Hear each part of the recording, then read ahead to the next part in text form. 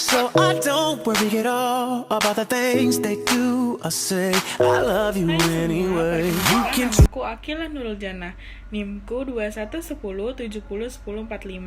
Aku dari Prodi D3 Keperawatan UPN Veteran Jakarta. Di sini aku ingin membuat video mengenai sistem pencernaan pada manusia. Ada yang udah tahu belum sih apa itu sistem pencernaan pada manusia dan apa aja sih fungsi dari masing-masing organnya? Yuk disimak videonya. Sistem pencernaan pada manusia merupakan tempat di mana proses kompleks pengolahan makanan menjadi nutrisi yang diserap oleh tubuh terjadi. Sistem pencernaan pada manusia bermulai pada mulut dan berakhir pada anus. Pencernaan kita dibagi menjadi dua. Yang pertama ada secara mekanik dan yang kedua adalah secara kimiawi. Nah, teman-teman, ada yang tahu nggak sih bagaimana pencernaan secara mekanik dan kimiawi? Yang pertama adalah pencernaan secara mekanik menggunakan gigi. Yang kedua adalah pencernaan secara kimiawi yang menggunakan enzim pitialin yang terdapat pada ludah dan dihasilkan oleh sepasang atau 3 pasang kelenjar saliva. Fungsi dari enzim pitialin adalah mengubah zat tepung menjadi maltosa atau glukosa. Proses pencernaan makanan pada manusia dari awal hingga akhir ada 4 tahap.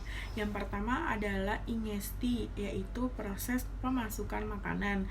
Yang kedua adalah digesti, proses pencernaan makanan. Yang ketiga adalah absorpsi, proses penyerapan makanan. Dan yang terakhir adalah defekasi, yaitu pengeluaran makanan atau pengeluaran sisa-sisa metabolisme di dalam tubuh manusia. Nah, teman-teman, ada yang penasaran nggak sih apa aja sih organ yang ada di dalam sistem pencernaan? Yang pertama adalah mulut. Di dalam mulut terdapat gigi, lidah, dan kelenjar saliva.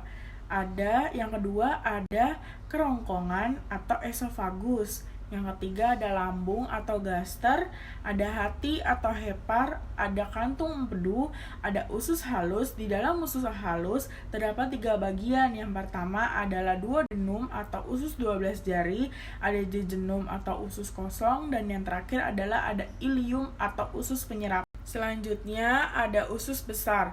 Bagian yang pertama dari usus besar adalah sekum. Sekum adalah bagian awal dari usus besar. Di dalam usus besar terdapat 3 bagian. Yang pertama adalah kolon naik atau ascenden, kolon datar atau transversum, dan yang terakhir adalah kolon turun atau descenden. Setelah itu ada sigmoid, ada rektum, dan yang terakhir adalah anus. Nah, teman-teman, itu adalah beberapa organ-organ dari sistem pencernaan pada manusia. Apa sih fungsi dari masing-masing organ tersebut? Di sini saya akan menjelaskan masing-masing fungsi dari organ-organ sistem pencernaan pada manusia. Yuk disimak videonya. Nah, rongga yang pertama dari sistem pencernaan adalah mulut. Mulut merupakan suatu rongga yang dibatasi oleh rahang atas dan rahang bawah, serta langit-langit. Dinding di dalamnya dilapisi oleh sel-sel epitel yang berlapis-lapis yang memproduksi lendir untuk melindunginya. Nah, teman-teman, di dalam mulut ini terdapat proses pencernaan atau pencernaan pada tahap yang pertama, yaitu ingesti, memasukkan makanan ke dalam mulut. Nah, yang kedua ada gigi. Gigi berfungsi sebagai pencernaan mekanik, yaitu memotong, menggiling, dan merobek makanan sehingga makanan dapat berubah bentuknya, seperti dari besar menjadi kecil, dari panjang menjadi pendek, dan dari kasar menjadi halus. Nah, selanjutnya ada lidah nih, teman-teman. Apa sih fungsi lidah dalam sistem pencernaan manusia? Fungsinya adalah untuk membolak-balikan makanan dan membentuknya menjadi gumpalan yang disebut dengan bolus.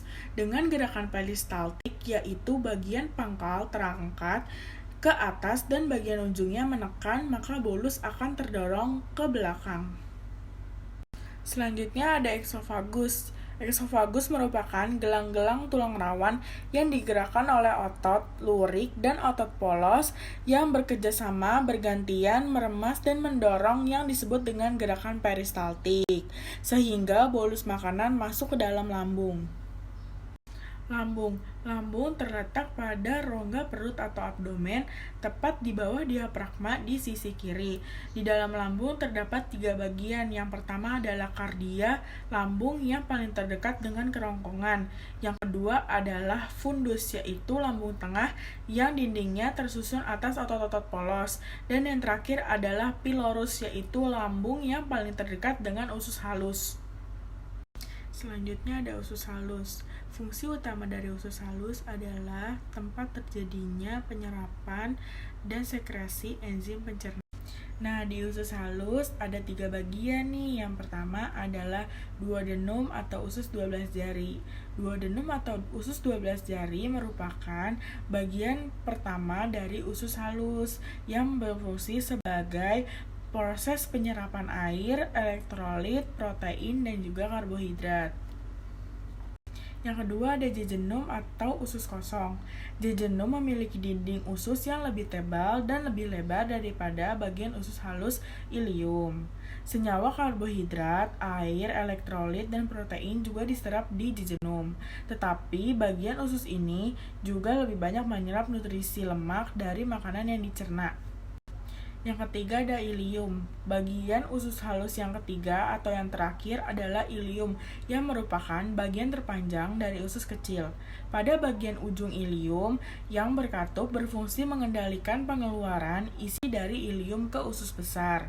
Pada bagian usus halus ilium akan terjadi penyerapan garam, empedu, air, elektrolit, vitamin B12, dan nutrisi lainnya yang tidak diserap di duodenum dan di jejunum. Selanjutnya ada usus besar. Bagian-bagian dari usus besar yang pertama adalah kolon ascendens.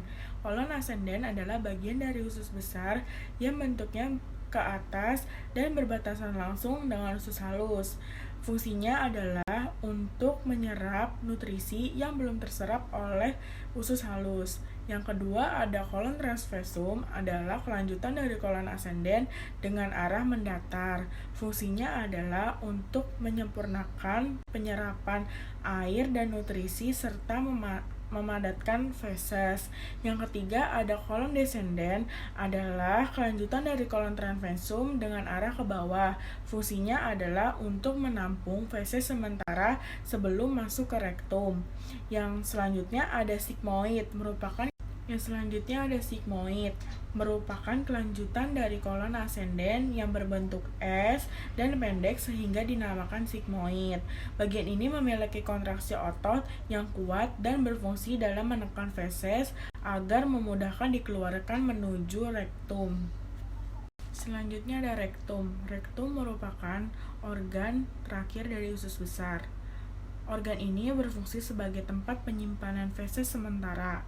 Mengembangnya dinding rektum karena penumpukan material di dalam rektum akan memicu sistem saraf yang menimbulkan keinginan untuk melakukan defekasi. Jika defekasi tidak terjadi, seringkali material akan kembali ke usus besar, di mana penyerapan air akan kembali dilakukan. Jika defekasi tidak terjadi, untuk periode yang lama, konstipasi dan pengerasan feses akan terjadi. Yang terakhir dari organ sistem pencernaan pada manusia adalah anus. Di dalam anus ini kita akan mengalami tahap pencernaan yang terakhir, yaitu defekasi atau pembuangan hasil sisa-sisa metabolisme di dalam tubuh. Nah teman-teman, saya sudah menjelaskan apa saja sih fungsi dari masing-masing organ sistem pencernaan pada manusia. Semoga video ini dapat bermanfaat bagi kita semua dalam dunia pembelajaran. Bila ada kurang-kurang mohon dimaafkan. Stay safe and stay healthy. Bye-bye. Wassalamualaikum warahmatullahi wabarakatuh.